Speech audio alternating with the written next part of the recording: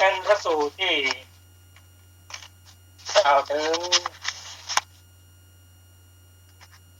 ทิฏฐิคำว่าทิฏฐิในพระสูตรนี้หมายถึงทิฏฐิ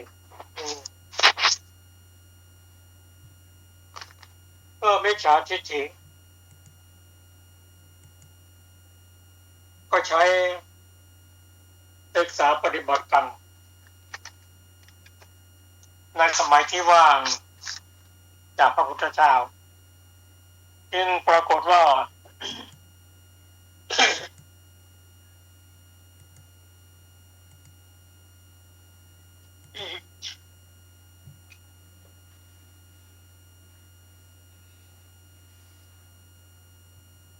มีครูบาอาจารย์มีศาสดามากมายเพราะประเทศอินเดียนั้นเป็นประเทศที่กว้างใหญ่ไพศาลเป็นพระสูตรที่ผู้มีปัญญาพอจะรู้ได้ว่าทั้งหมดนั่นนะไม่ใช่ทางพ้นทุกข์เพราะครั้งหนึ่งพระเจ้าอาชาติศัตรูได้บอกกับอมาตย์ว่ามันทนไม่หลับมันทนไม่ได้ตั้งแต่พระเจ้าพิมพิสารสิ้นพระชนม์มาแล้วครับมันทนไม่ลงจิตใจร้อนรุ่ม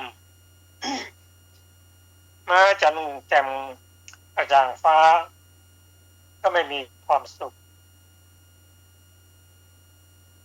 อมาตย์ที่เป็นลูกศิษย์ลูกหาของครูทั้งหกยกย่องอาจารย์ของตนว่าเป็นผู้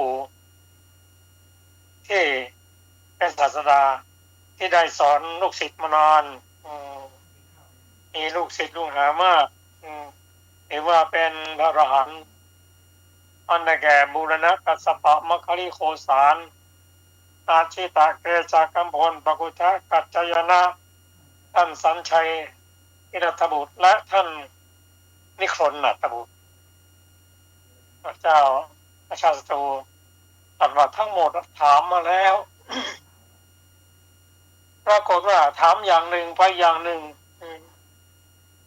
ไม่ตรงกับคำที่ถามลูกศิษย์ลูกหาของคุณต้องเงียบพระองค์ตรัสว่า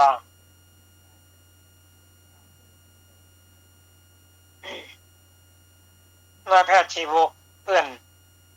ทำไมเพื่อนถึงได้นิ่งไม่ได้เสนออะไรบ้างหรือ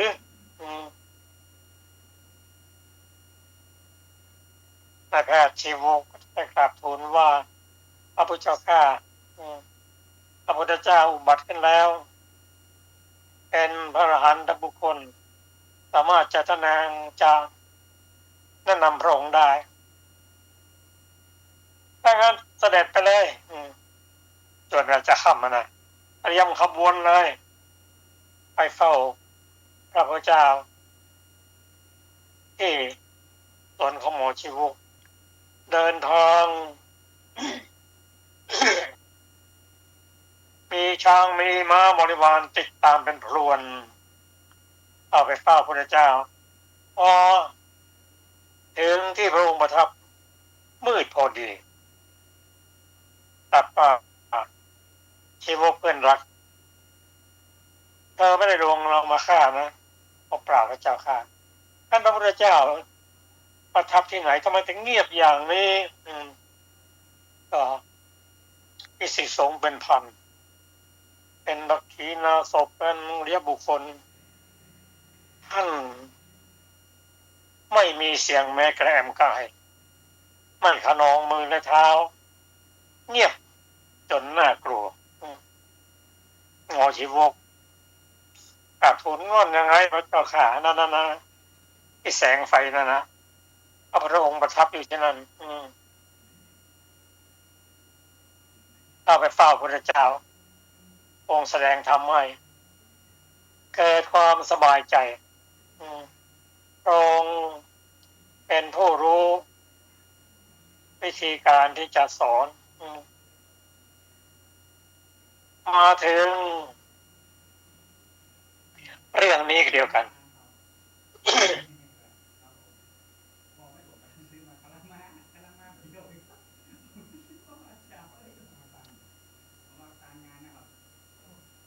ตันตกะ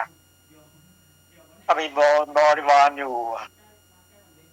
500ก็สั่งสอนลูกศิษย์ลูกหาตามที่จะสอนได้โดยเป็นนำคำสอนของอาจารย์ใหญ่มา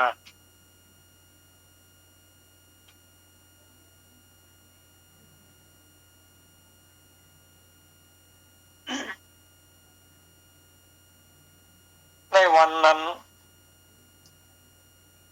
ท่านพระนนท์ออกจากที่เรียนแล้วจะไปดูสถานที่ที่นั่นก็ที่อยู่ใกล้ๆกับที่อยู่ของตันตกะปริภาชกกำลังคุยกับบริวารเสียงดังคุยกันถึงเรื่องไม่เป็นเรื่องเรียกว่าเดรัจฉานคาถาแต่ฟังดูก็เหมือนจะมีเรื่องแต่ไม่เกี่ยวข้องกับการปฏิบัติธรรมเช่นสนทนากันถึงเรื่องกษัตริย์มั่งถึงการรบถึงสนามรบถึงคนนั้นคนนี้ถนนหนทางบ้านเมืองเป็นยังไงมั่งคุยกันแต่เรื่องนั้นนะแต่ก็มีตาไวเห็นท่านพระนนท์กำลังเดินมาแต่ไกลก็กำชับบริวารว่าทั้งหลายเงียบก่อนเงียบก่อนพระนนท์สาวกของพระพุทธเจ้ากำลังมาถ้าเราส่งเสียงอย่างนี้ท่านจะไม่เข้ามาเลยบริวารเงียบเสียงพระนนท์ก็เข้ามาอย่างที่อยู่ของตันตกะเตรียมที่นั่งไว้เรียบร้อยแล้วเห็นว่าโอ้ท่านพระนนท์มาดีแล้วนั่นแล้วท่านมาได้มาโปรดนั่งบนอาสนะที่จัดไว้ท่านก็นั่งบนอาสนะที่จัดไว้แล้วก็ตันตกะเองก็เลือกที่นั่งต่ำกว่าลูกศิษย์ลูกหาก็เงียบเสียงพร้อมที่ฟังพระนนท์กล่าวว่าตันตกะสักครู่นี้เธอสนทนากันถึงเรื่องอะไรค้างด้วยเรื่องอะไรเรียนว่าโอ้เรื่องนั้นไม่สำคัญพระเจ้าค่ะแต่เรียนท่านทีหลังก็สำคัญก็อยากจะเรียนรู้ข้อปฏิบัติธรรมในสำนักของพระองค์และแท้สำนักต่างๆเท่าที่รู้มา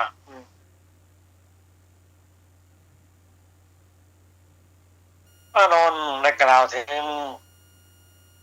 ข้อปฏิบัติของพวกลัทธิอื่นๆก่อนแต่ว่าศาสดา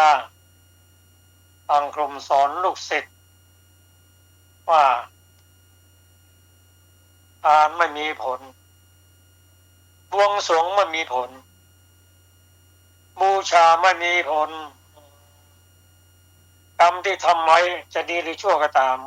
ไม่มีผลไม่มีวิบากโลกหน้าไม่มีโลกนี้ไม่มีบิดาไม่มีมารดาไม่มี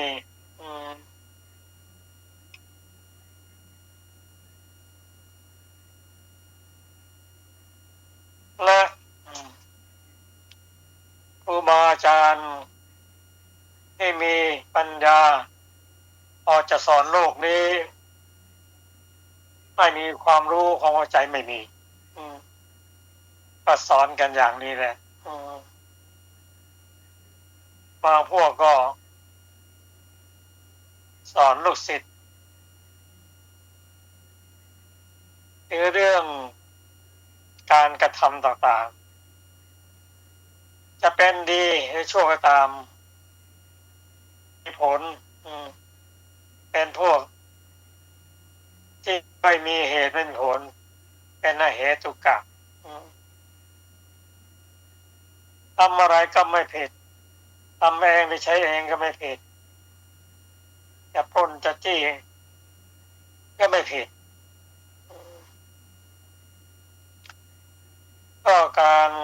สอนในสมัยโน้นก็แบ่งทิฏฐิเป็นใหญ่ๆได้แก่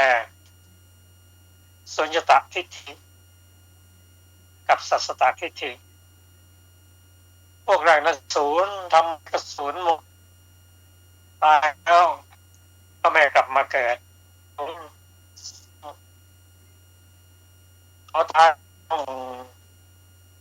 นำใส่เตียงหามไปมีคนหาม4 คนรวมทั้งเตียงได้เป็น5แล้วมีเตียงเป็น5เอาไปจะมากิดทิ้งไปในป่าธาตุดินก็ไปธาตุดินน้ำก็ไปธาตุน้ำไปธาตุลมก็แยกกันไป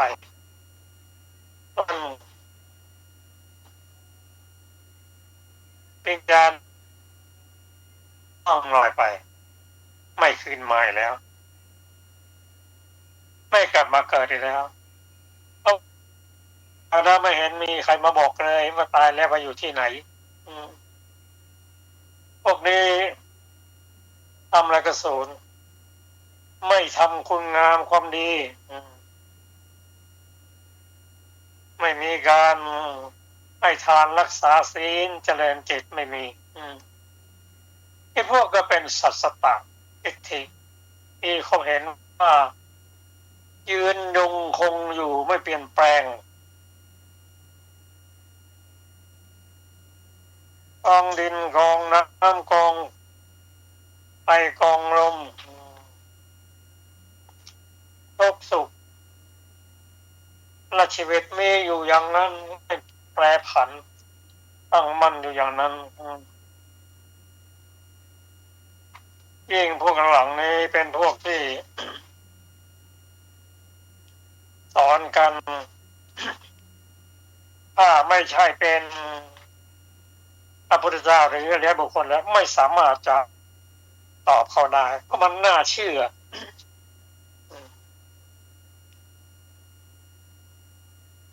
คนก็ปฏิบัติไปอย่างนั้น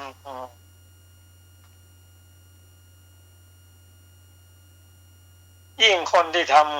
ำด้านสมาธิได้ฌานจะเกิดเป็นพรหม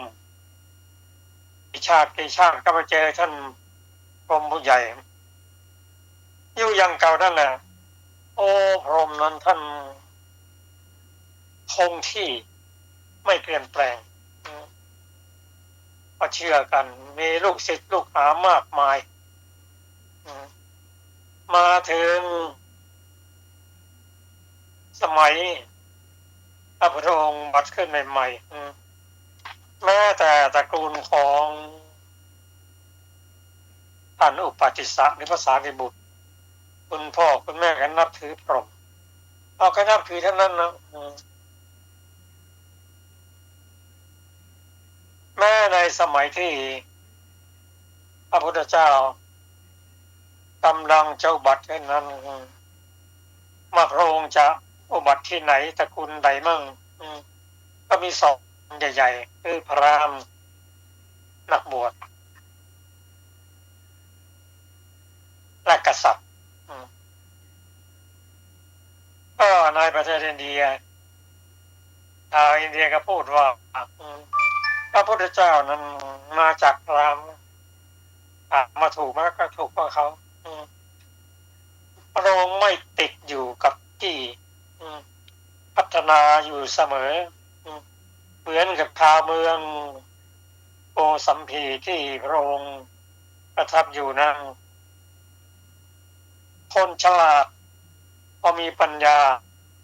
ก็มาศึกษาว่าที่อาจารย์สอนอย่างนั้นอย่างนี้นะไม่ใช่ทางคนทุกเปลี่ยนย้ายไปสถานที่ต่างๆก็ไม่ปรากฏว่า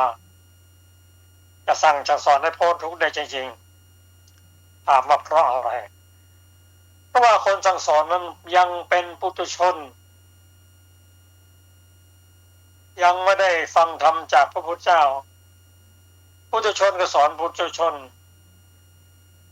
ในคำสอนที่สอนก็สอนผิดไม่ตรงเอาก็ย้ายไปย้ายมา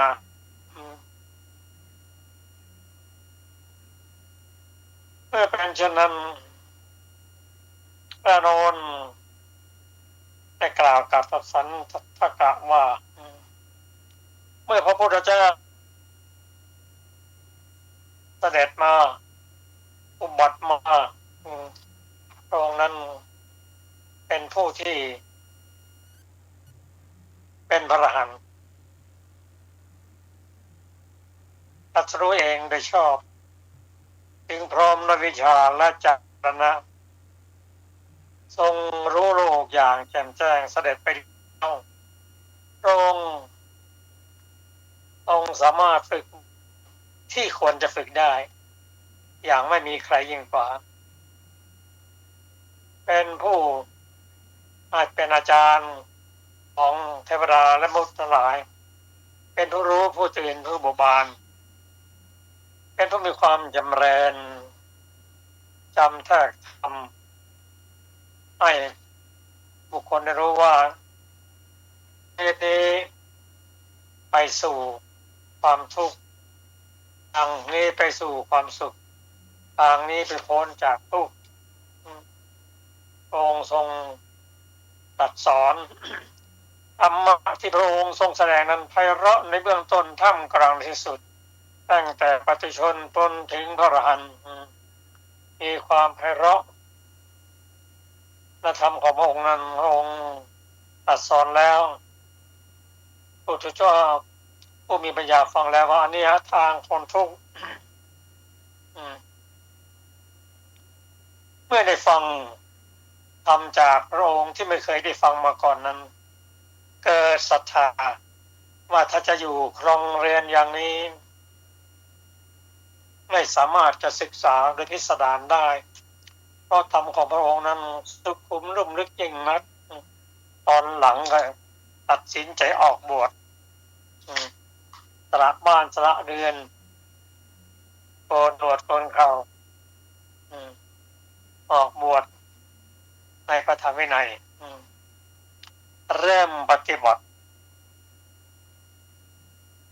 ปฏิบัติเริ่มต้นด้วยศีลศีลนี้แล้วก็มีการสำรวมอินทรีย์ตาหูจมูกลิ้นกายใจเมื่อกระทบรูปเสียงกลิ่นรสโผฏฐัพพะแล้วไม่ให้กิเลสมาครอบงำจิตใจได้มีการสังวรไม่คลุกคลีชอบที่สงบแยกตัวออกไป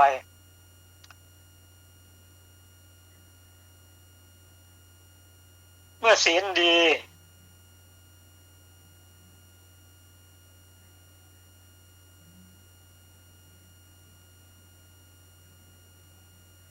สงัดจากกาม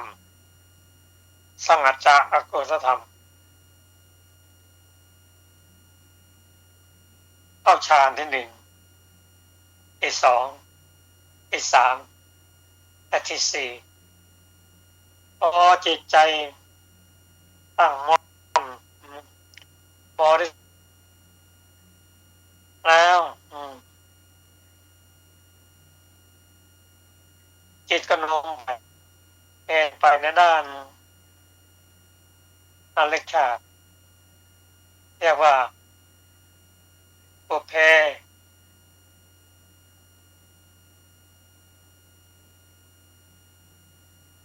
อริยชาติได้มากชาติต่อไปว่าจิตตั้งมั่นอย่างนี้สงบไม่หวั่นไหวประกอบด้วยอุเบกขาเป็นเหตุท ำให้มีสติสัมปชัญญะที่กระโน้มไปในการที่จะพิจารณาจตุปปาทญาณเห็นคนเกิดคนตาย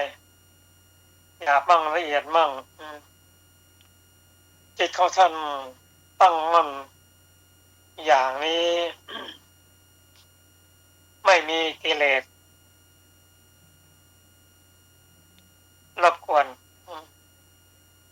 ท่านก็โน้มไปในทางเรียกว่าอาสวัคยายานพิจารณาเห็นนี่ทุกข์สมุทัยนิโรธมรรคตอนหลังก็ได้บรรลุเป็นพระอรหันต์บุคคลซึ่งสันตกะและบริวารได้ฟังตามดูแล้วโอ้คงจะปิดที่ท่านในสอนลูกศิษย์อย่างมากก็เรียนถามท่านอานนท์เป็นระยะว่าเองสาเหตุที่ทำให้มรรคชาติได้ทำให้เกิดจตุปปาทญาณและปัญญาทำให้ดับกิเลสได้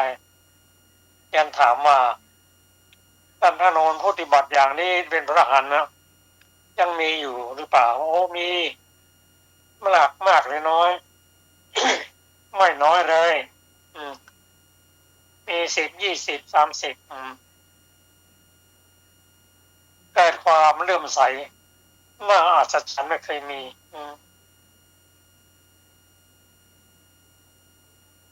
แต่แรกก็เรียนพระนนท์ว่าขอให้ลูกศิษย์ส่งลูกศิษย์ไป3-4 คนไปปฏิบัติตาม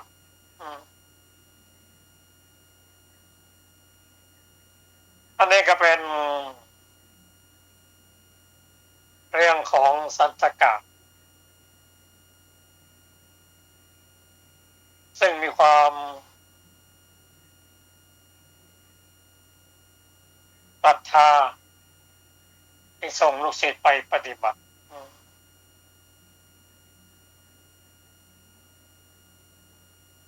รายละเอียดของพระสูตรนี้ท่านพระนนท์อธิบายไว้ชัดเจนละเอียดมากควรแก่การจะศึกษาก็ขอเชิญอาจารย์สุรภาจะนำพระสูตรนี้มาศึกษาร่วมกับท่านผู้ฟังขอเชิญครับ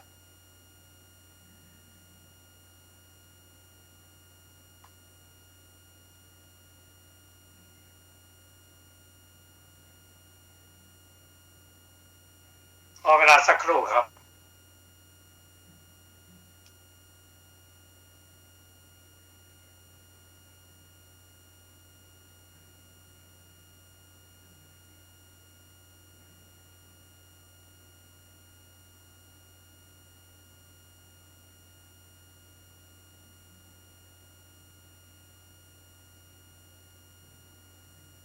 สวัสดีค่ะรบทุกท่านเรื่องสันทกะสูตรเรื่องสันทกะปริพาชกข้าพเจ้าได้สดับมาอย่างนี้สมัยหนึ่งพระผู้มีพระภาคเจ้าประทับอยู่ณโคสิตารามเขตเมืองโกสัมพีสมัยนั้นสันทกะปริพาชกพร้อมด้วยปริพาชกบริษัทหมู่ใหญ่ประมาณ500อาศัยอยู่ณถ้ำลักขะคูหาครั้งนั้นเวลาเย็นท่านพระอานนท์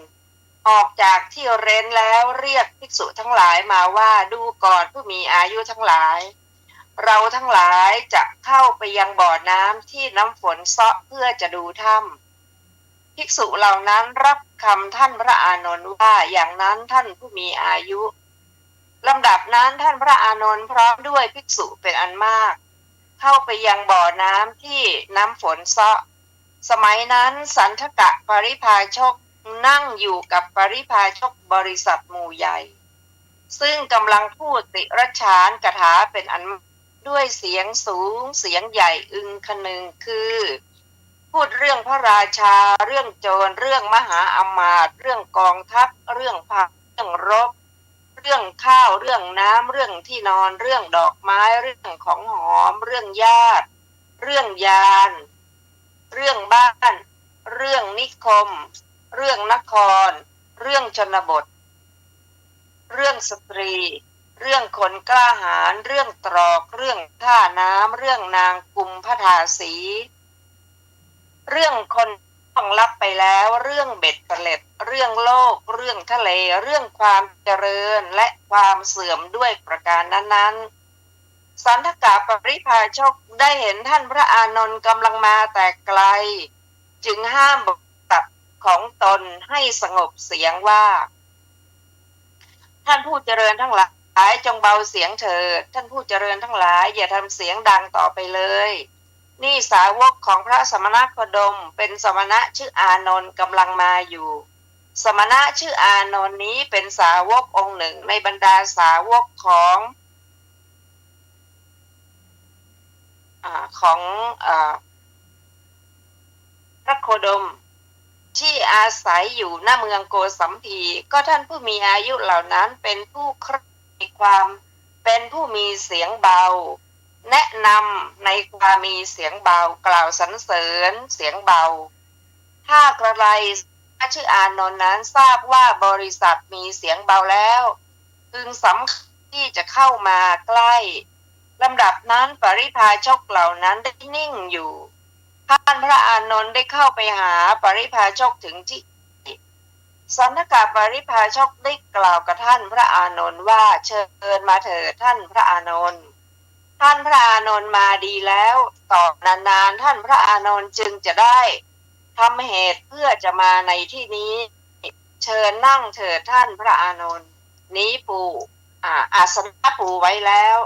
ท่านพระอานนท์นั่งบนอาสนะที่ปูไว้แล้วแม้สันทกะปริพาชกถือเอาอาสนะอันต่ำแห่งหนึ่งแล้วนั่งณที่ควรส่วนข้างหนึ่งหัวข้อธรรมิกถา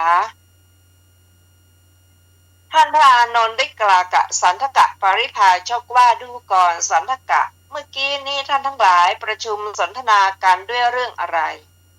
และเรื่องอะไรที่ท่านทั้งหลายหยุดในระหว่างสันทกะตอบว่าอานนท์เรื่องที่ข้าพเจ้าทั้งหลายประชุมสนทนาเมื่อกี้นี้ขอยกไว้เสียเถิดเรื่องนั้นท่านพระอานนท์จักได้ฟังแม้ในภายหลังโดยไม่ยากละหนอขอเรื่องที่เป็นธรรมในลัทธิแห่งอาจารย์ของตนจงแจ้งแก่ท่านพระอานนท์เถิดพระอานนท์ก็กล่าวว่าดูก่อนสันทกะถ้าเช่นนั้นท่านจงฟังจงมนสิการให้ดีเราจักกล่าวสันทกะปริพาชกรับคำท่านพระอานนท์แล้วท่านพระอานนท์ได้กล่าวว่าดูก่อนสันทกะลัทธิสมัยอันไม่เป็นโอกาสที่จะอยู่ประพฤติพรหมจรรย์4ประการนี้และพรหมจรรย์อันเว้นอันยินดี4ประการที่วินยูชนไม่ฟังอยู่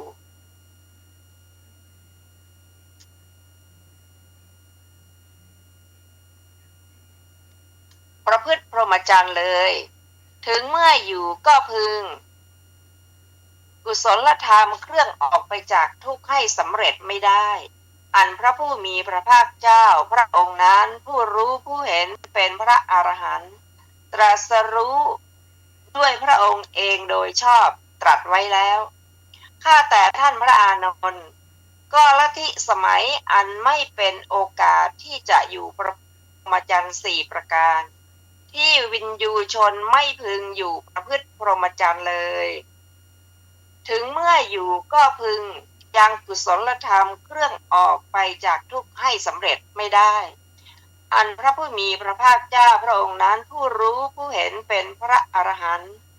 ตรัสรู้ด้วยพระองค์เองโดยชอบตรัสไว้แล้วนั้นเป็นไฉน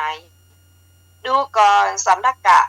ศาสดาบางคนในโลกนี้มีปกติกล่าวนี้มีความเห็นอย่างนี้ว่า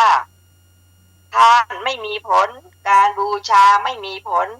การเส้นสวงไม่มีผลผลวิบากแห่งกรรมที่ทำดีทำชั่วไม่มี โลกนี้ไม่มีโลกหน้าไม่มีมารดาบิดาไม่มีสัตว์ผู้เกิดขออภัยสัตว์ผู้ผุดเกิดขึ้นไม่มีสมณพราหมณ์ผู้ดำเนินชอบปฏิบัติชอบซึ่งกระทำโลกนี้และโลกหน้าให้แจ้งด้วยปัญญาอันยิ่งเองและสอนผู้อื่นให้รู้แจ้งไม่มีในโลกคนเรานี้เป็นแต่ประชุมมหาผู้ทั้งสี่เมื่อทำการละกิริยาธาตุดินไปตามธาตุดินธาตุน้ำไปตามธาตุน้ำธาตุไฟไปตามธาตุไฟธาตุลมไปตามธาตุลมอินทรีย์ทั้งหลายย่อมเลื่อนลอยไปสู่อากาศคนทั้งหลายมีเตียงเป็นที่ห้าจะหามเขาไปเมื่อตายแล้วร่างกายปรากฏอยู่แค่ป่าช้ากลายเป็นกระดูกมีสีดุจนกพิราบการเส้นสวงมีเท่าเป็นที่สุดทานนี้คนเขาบัญญัติไว้คำของคนบางพวกพูดว่ามีผลมีผลล้วนเป็นคำเปล่าคำเท็จคำเพ้อเพราะกายสลายทั้งพาลทั้งบัณฑิตย่อมขาดศูนย์พินาศเบื้องหน้าแต่ตายไปย่อมไม่มีดังนี้หัวข้อว่าด้วยอ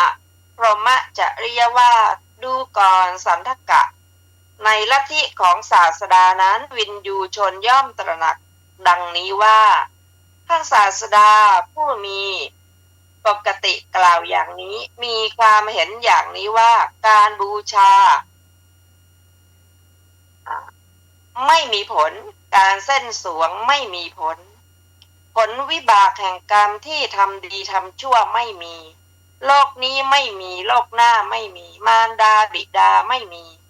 สัตว์ที่เกิดผุดขึ้นไม่มีสมณพราหมณ์ผู้ดำเนินชอบปฏิบัติชอบซึ่งทำโลกนี้และโลกหน้าให้แจ้งด้วยปัญญาอันยิ่งเองแล้วสอนผู้อื่นให้รู้แจ้งไม่มีในโลกคนเรานี้เป็นแต่ประชุมมหาผู้ทั้งสี่เมื่อทำกาลกิริยาธาตุดินไปตามธาตุดินธาตุน้ำไปตามธาตุน้ำธาตุไฟไปตามธาตุไฟธาตุลมไปตามธาตุลมอินทรีย์ทั้งหลายย่อมเลื่อนลอยไปสู่อากาศคนทั้งหลายมีเตียงเป็นที่ห้าจะหามเขาไปเมื่อตายแล้วร่างกายปรากฏอยู่แค่ป่าช้ากลายเป็นกระดูกมีสีดุจนกพิราบการเส้นสวงมีเท่าเป็นที่สุดทานนี้คนเขาบัญญัติไว้คำของคนบางพวกพูดว่ามีผลมีผลล้วนเป็นคำเปล่าคำเท็จคำเพ้อเพราะกายสลายทั้งพาลทั้งบัณฑิตย่อมขาดศูนย์พินาศเบื้องหน้าแต่ตายไปย่อมไม่มีดังนี้ถ้าคำของศาสดาผู้นี้เป็นคำจริงกรรมในลัทธินี้ที่เราไม่ได้ทำเลยเป็นอันทำแล้วพรหมจรรย์ในลัทธินี้ที่เราไม่ได้อยู่เลยเป็นอันอยู่แล้วแม้เราทั้งสองคือเราผู้ไม่ได้กล่าวว่าเพราะกายสลายแม้เราทั้งสองจักขาดศูนย์พินาศเบื้องหน้าแต่ตายไปเพราะไม่มีดังนี้ก็ชื่อว่าเป็นผู้เสมอกันถึงความเป็นผู้เสมอกันในลัทธินี้ที่ยิ่งกว่ากันก็คือความที่ท่านศาสดานี้เป็นผู้ประพฤติเปลือยกายเป็นคนศีรษะโล้นทำความเพียรในการเดินกระยงถอนผมและหนวดเมื่อเราอยู่ครองเรือนนอนเบียดกับบุตรประพรมแก่นจานเมืองกาสีทรงดอกไม้ของหอมและเครื่องลูบไล้ยินดีทองและเงินอยู่ก็จักเป็นผู้มีคติเสมอกันกับท่านศาสดานี้ในภพหน้าได้เรานั้นรู้อะไรเห็นอะไรจึงจักประพฤติพรหมจรรย์ในศาสดานี้วินยูชนนั้นครั้นรู้ว่าลัทธินี้ไม่เป็นโอกาสที่จะอยู่ประพฤติพรหมจรรย์ได้ดังนี้แล้ว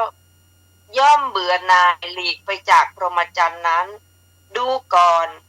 สันทกะลัทธิอันไม่เป็นโอกาสที่จะอยู่ประพฤติพรหมจรรย์ได้ที่วินยูชน ไม่พึงอยู่ประพฤติพรหมจรรย์เลย ถึงเมื่ออยู่ก็พึงยังกุศลธรรมเครื่องออกไปจากทุกข์ให้สำเร็จไม่ได้เป็นประการที่หนึ่งนี้แลอันพระผู้มีพระภาคเจ้าพระองค์นั้นผู้รู้ผู้เห็นเป็นพระอรหันต์ตรัสรู้ด้วยพระองค์เองโดยชอบตรัสไว้แล้วดูก่อนสันทกะอีกประการหนึ่งศาสดาบางคนในโลกนี้ม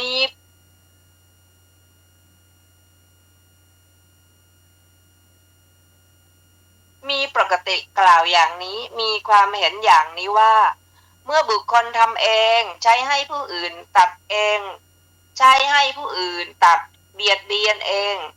ใช้ให้ผู้อื่นเบียดเบียนทำเขาให้เศร้าโศกเองใช้ผู้อื่นทำเขาให้เศร้าโศกทำให้เขาลำบากเองใช้ผู้อื่นให้ทำเขาให้ลำบากให้ดิ้นรนเองใช้ผู้อื่นทำเขาให้ดิ้นรนฆ่าสัตว์ลักทรัพย์ตัดที่ต่อปล้นไม่ให้เหลือทำโจรกรรมในเรือนหลังเดียวซุ่มอยู่ทางเปลี่ยวทำชู้ภรรยาเขาพูดเท็จผู้ทำไม่ชื่อว่าทำบาปแม้หากผู้ใดจะใช้จักรซึ่งมีคมโดยรอบเหมือนมีดโกนสังหารเหล่าสัตว์ในปฐพีนี้ให้เป็นลาเนื้ออันเดียวกันให้เป็นกองเนื้ออันเดียวกันบาปที่มีการทำเช่นนั้นเป็นเหตุย่อมไม่มีแก่เขาไม่มีบาปมาถึงเขาแม้หากบุคคลจะไปยังฝั่งขวาแห่งแม่น้ำคงคาฆ่าเองใช้ผู้อื่นฆ่าตัดเองใช้ให้ผู้อื่นตัดเบียดเบียนเองใช้ให้ผู้อื่นเบียดเบียนบาปที่มีการทำเช่นนั้นเป็นเหตุย่อมไม่มีแก่เขาไม่มีบาปมาถึงเขาแม้หากบุคคลจะไปยังฝั่งซ้ายแห่งแม่น้ำคงคาให้เองใช้ให้ผู้อื่นให้บูชาเองใช้ให้ผู้อื่นบูชา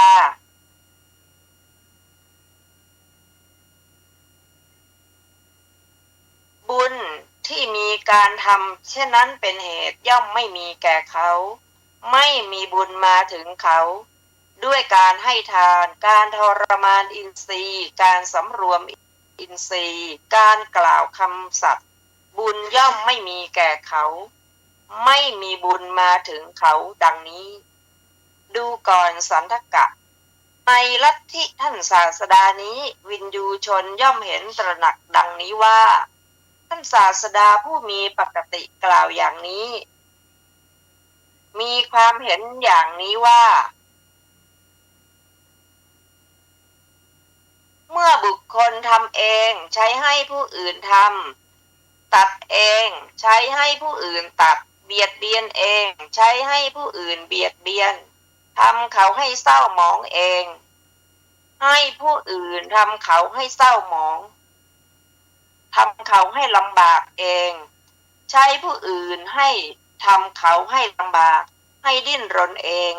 ใช้ผู้อื่นทำเขาให้ดิ้นรนฆ่าสัตว์ลักทรัพย์ตัดที่ต่อปล้นไม่ให้เหลือทำโจรกรรมในเรือนหลังเดียวซุ่มอยู่ที่ทางเปลี่ยว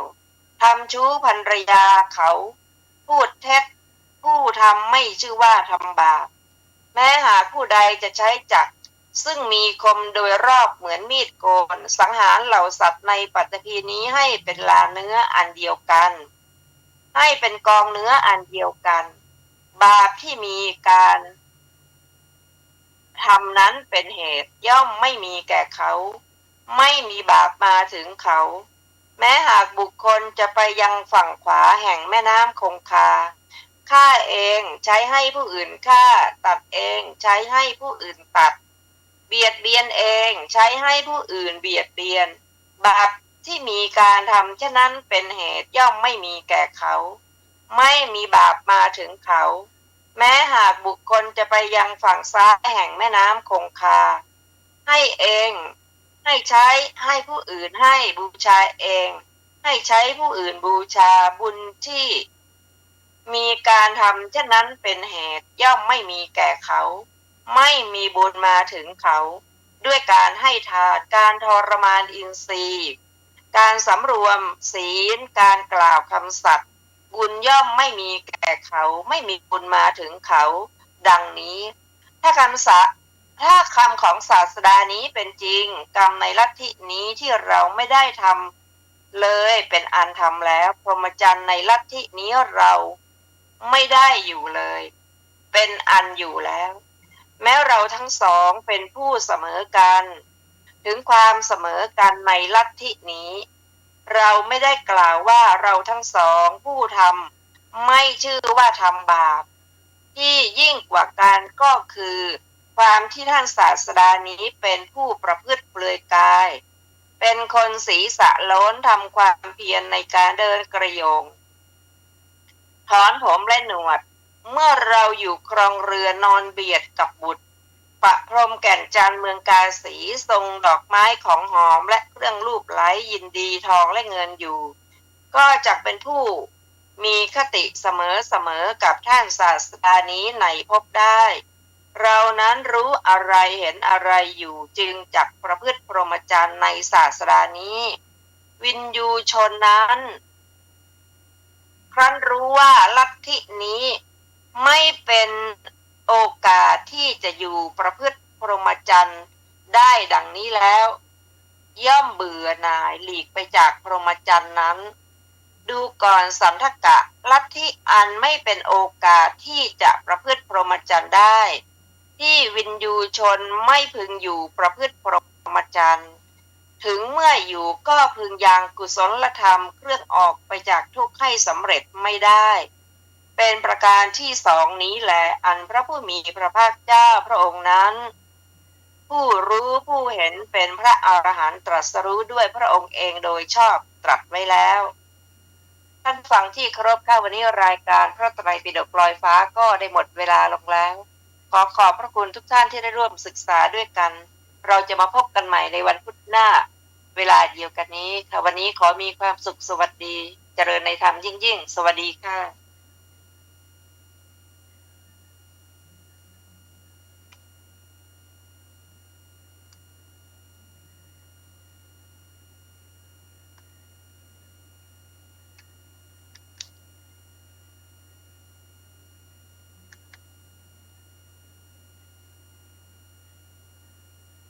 เรียนอะไร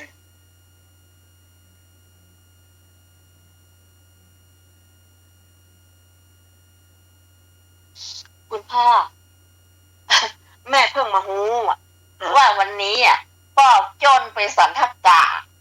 เรื่องนี้กำลังศึกษาประจบเลยนะแม่จดไว้เนี่ยวันพุธวันเนี้ยจริงๆจะต้องศึกว่ามันผิดมันไม่ใช่เขาจะต้องอยู่หน้า278ไงเรื่องมหาลาหุโลวาพสูตรยังประจบเลยเนี่ยแม่จด